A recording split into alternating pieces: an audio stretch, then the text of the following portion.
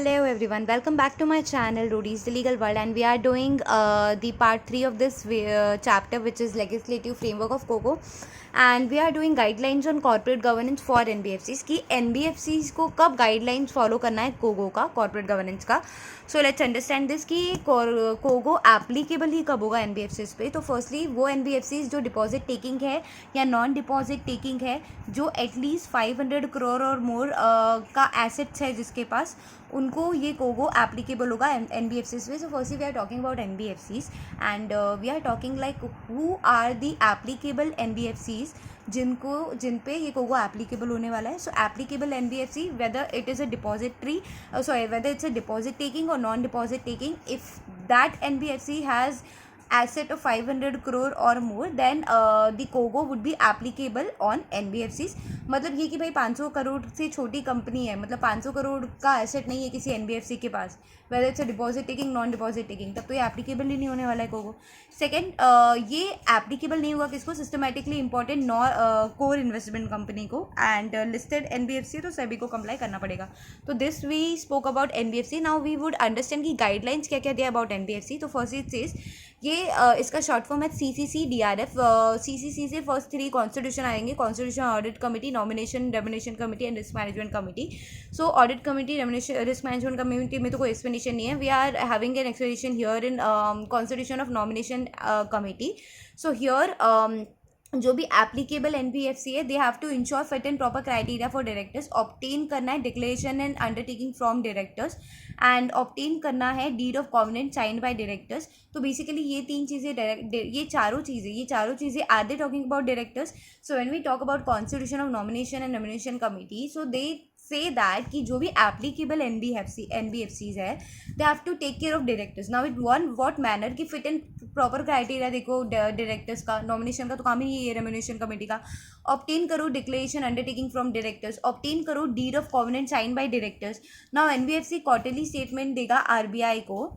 अगर कोई भी डायरेक्टर चेंज हो रहा है तो within 50 days from end of the quarter, closure of the quarter, NBFC has to give the quarterly statement to RBI that ये जैसे क्वार्टर खत्म हुआ उसके 15 दिन में अगर ये क्वार्टर में कोई भी डायरेक्टर चेंज हुआ है तो वो RBI को बताना पड़ेगा. एंड जो एंड क्वार्टर होगा, जो चौथा क्वार्टर होगा बेसिकली ईयर का, March 31 पे, उसमें स्टेटमेंट के साथ वो सर्टिफाइड भी कराना पड़ेगा ऑडिटर्स से. So we are done with CCC. Now we are doing DRF में आके अपना डिस्क्लोजर एंड ट्रांसपेरेंसी में 2 पॉइंटर्स है. That NBFC put up to board 2 चीज़ें, progress in progressive risk management system and risk management policy and conformity with COGO standards. So again you can write it from up to your point of view. disclosure and transfer में that NBFC put to the board कि भाई क्या करना है, तो risk management का काम देख ले, रिस्क मैनेजमेंट पॉलिसी देख ले, और कंफर्मिटी विद कोगो स्टैंडर्ड्स का कितना काम कर ले. NBFC डिस्क्लोज करेगा एनुअल स्टेटमेंट में. तो क्या अगर NBFC ने कोई भी रेगुलेटरी कोई भी सेक्टरल रेगुलेटर से रजिस्ट्रेशन लाइसेंस वगैरह कराया है तो उसका डिस्क्लोजर देना पड़ेगा एनुअल फाइनेंशियल स्टेटमेंट में. और CRA क्रेडिट रेटिंग लिया है आपने तो क्रेडिट रेटिंग के आपको क्या साइन हुए वो बताना पड़ेगा. पेनल्टीज अगर किसी रेगुलेटर ने लगाए वो बताना पड़ेगा.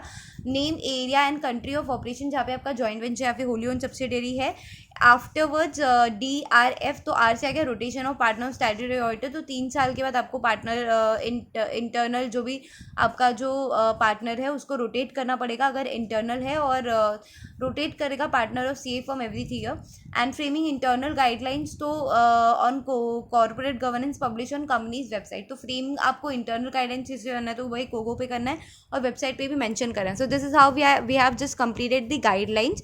सो again we are revising this सब गाइडलाइंस ऑन कोगो फॉर NBFCs. क्या है कि 3 चीज़ें भाई कि NBFC डिपॉजिट टेकिंग है, नॉन डिपॉजिट टेकिंग है, अगर एसेट उसका 500 करोड़ से ज़्यादा है तो ये कोगो जो होगा वो NBFCs पे एप्लीकेबल होगा.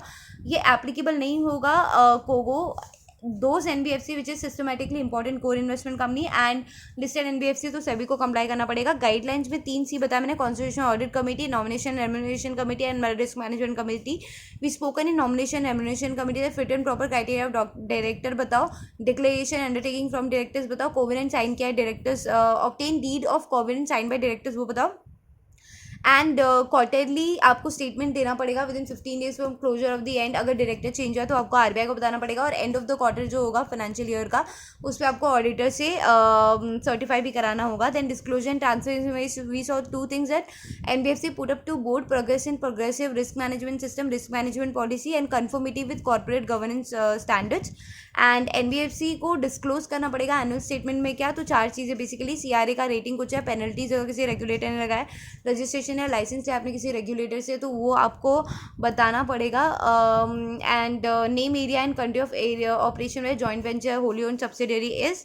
Then framing internal guidelines on कोको एंड पब्लिश करो उसको वेबसाइट पे, और कोई भी आपका इंटरनल पार्टनर जो भी है वो आपको 3 साल में रोटेट करना है। So this is CCC DRF. Constitution disclosure and transparency, R से आ गया rotation of partners by statutory auditor firm, and F से आ गया framing internal guideline. So this is how we have covered the third topic of this chapter.